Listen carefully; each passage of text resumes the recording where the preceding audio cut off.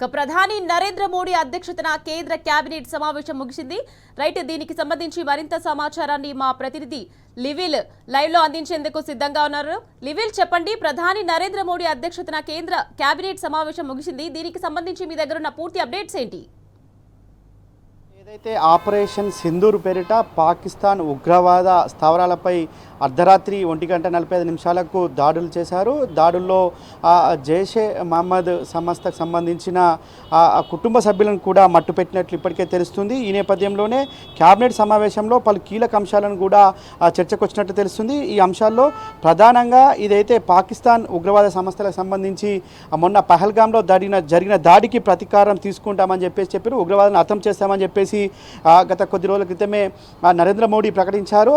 ఏదైతే సౌదీ టూరును అర్ధాంతరంగా రద్దు చేసుకొని స్వదేశానికి తిరిగి వచ్చి ఇటు కేంద్ర హోంమంత్రిత్వ శాఖ, రక్షణ శాఖ మంత్రి అమిత్ షాతో, రక్షణ శాఖ మంత్రి రాజ్నాథ్ సింగ్తో సమావేశం ఏర్పాటు చేశారు. ఆ రోజు నుంచి కూడా ఏదో ఒక రోజు మేము ఖచ్చితంగా ఉగ్రవాదాన్ని అంతం చేస్తామని చెప్పేసి చెప్పారు. అయితే ఈ నేపథ్యంలోనే పాకిస్తాన్కి సంబంధించి ప్రతీకార చర్యలకు పూనుకుంటున్న నేపథ్యంలో వారిని అంతం చేయాలని చెప్పేసి కూడా చెప్పారు. పాకిస్తాన్కి సంబంధించిన అనేక కవ్వింపు చర్యలు పాల్పడ్డప్పటికి కూడా పాకిస్తాన్ సంబంధించిన ఉగ్రవాదులను కావచ్చు, పాకిస్తాన్ ఆర్మీకి బదులిచ్చింది కేంద్ర భద్రతా బలగాలు. ఈ నేపథ్యంలో నిన్న ఆపరేషన్ సింధూర్ పేరుతో చేసిన దానికి సంబంధించి ఇవాళ ప్రధానంగా మరొకసారి కేబినెట్ సమావేశంలో కూడా చర్చించారు. దీనికి సంబంధించి పెద్ద ఎత్తున ఇప్పటికే అక్కడ పాకిస్తాన్ ఉగ్రవాద స్థావరాలు 9 స్థావరాలను కూడా మట్టుపెట్టినట్లు ఇప్పటికే సమాచారం అందుతుంది. ఈ నేపథ్యంలో కేబినెట్ సమావేశంలో కూడా కీలకంగా చర్చించారు. ఈ అన్ని అంశాలను కూడా ప్రధాని నరేంద్ర మోడీ కొద్దిసేపటి క్రితమే రాష్ట్రపతి భవన్కు బయలుదేరారు. రాష్ట్రపతి భవన్లో రాష్ట్రపతితో దీనిపై చర్చించనున్నారు. దీనికి సంబంధించి కూడా పూర్వపరాలన్నింటినీ కూడా రాష్ట్రపతి దృష్టికి తీసుకెళ్లనున్నారు. అయితే జైషే మహమ్మద్ చీఫ్ సన్నిహితులతో పాటు కుటుంబ సభ్యులు దాదాపు 10 మందికి కూడా ఏదైతే ఇవాళ ఆపరేషన్ సింధూర్ పేరుతో చేసిన దాడిలో హతమైనట్లు కూడా తెలుస్తుంది.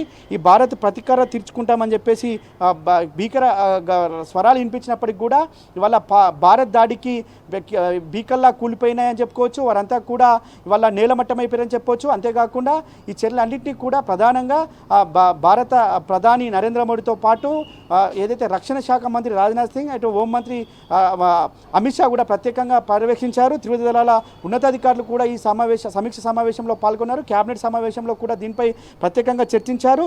మొత్తానికి ఏదైతే ఈ ఉగ్రవాదుల పోరుపై భారత్కు ఇజ్రాయెల్ మద్దతుతో పాటు రష్యా కావచ్చు, ఇటు అమెరికా వంటి దేశాలు కూడా ఇవాళ భారత్కు మద్దతుగా నిలిచాయి. దీనిపై అనేక విధాలుగా భారత్కు సపోర్ట్ చేస్తున్నామని చెప్పి ఉగ్రవాదాన్ని అంతం చేయడంలో మా వంతు పాత్ర కూడా ఉంటుందని చెప్పేసి కూడా ప్రకటించిన నేపథ్యంలో ఇవాళ ఏదైతే ఈ త్రివిధ దళాల పోరులో ఇవాళ ఉగ్రవాదులు స్థావరాలు కూడా నేలమట్టమయ్యాయని చెప్పుకోవచ్చు. అర్ధరాత్రి తర్వాత ఈ ఆపరేషన్ సింధూర్ ఇవాళ విజయవంతమైంది. ఈ విజయవంతమైన నేపథ్యంలో రాష్ట్రపతిని కలిసి ఈ పూర్తి వివరాలను కూడా వెల్లడించనున్నారు. అయితే అంతేకాకుండా ఇవాళ ఈ ఎల్ఓసికి 9 కిలోమీటర్ల దూరంలో ఈ జరిగినట్టు తెలుస్తుంది. అయితే ఈ నేపథ్యంలోనే అఖిలపక్ష సమావేశం కూడా ఏర్పాటు చేయాలని చెప్పేసి కేంద్ర ప్రభుత్వం భావిస్తుంది. మొన్న కూడా అఖిలపక్ష సమావేశం ఏర్పాటు చేసింది. అఖిలపక్ష సమావేశంలో పలు కీలక అంశాలను కూడా ప్రస్తావించింది. ఇవాళ మరొకసారి కూడా రాష్ట్రపతి కలిసిన తర్వాత అఖిలపక్ష సమావేశానికి సంబంధించి కూడా కేంద్ర ప్రభుత్వం ఒక ఎజెండా ఫిక్స్ చేయనుంది.